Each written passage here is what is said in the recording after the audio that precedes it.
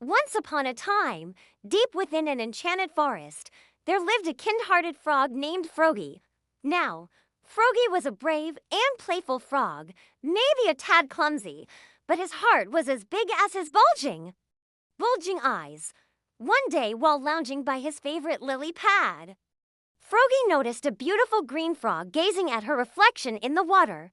Her name was Sweety, and she was the most elegant, kind, and wise frog in the whole pond.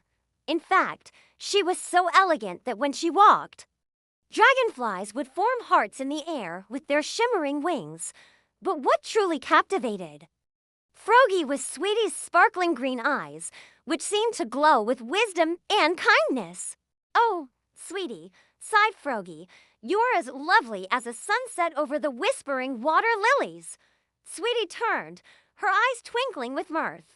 "Why, thank you, Frogy," she said, her voice like the tinkling of a forest stream. "But you are as handsome as a Prince Charming. If only he had a tail." Determined to impress her, Frogy leaped from his lily pad and declared, "I'll bring you the most beautiful flower in the enchanted forest, the shimmering bluebell that only blooms under the noontide sun." And with that, he was off, crashing through the undergrowth. But alas, when he reached the clearing where the bluebells grew, their petals were wilted and drooped. Not to be deterred, Frogy hopped on, leaping over logs and through ferns until he spied a butterfly with shimmering wings of blue. "Perhaps this will do," he thought, and after it, he chased it through the forest, over babbling brooks and under gnarled tree roots. But alas, the butterfly led him on a merry chase, teasing him with its beauty until finally, with a splash, Frogy landed smack dab in the middle of a giant mushroom.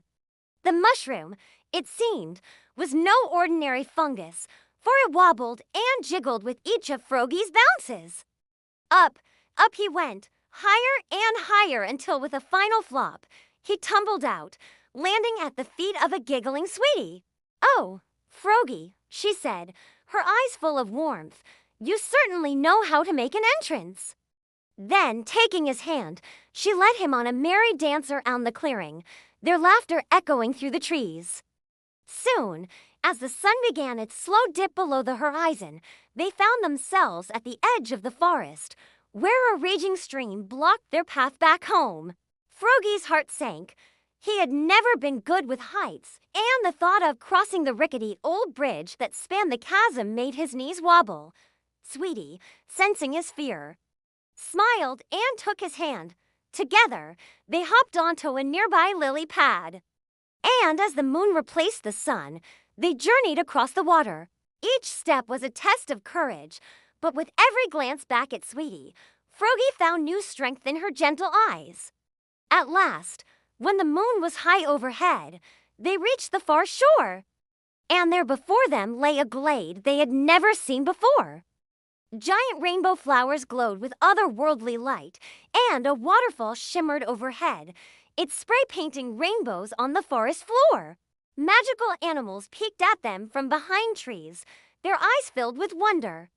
And in the center sat a small table crafted from a leaf, upon which rested a heart-shaped leaf as red as rubies.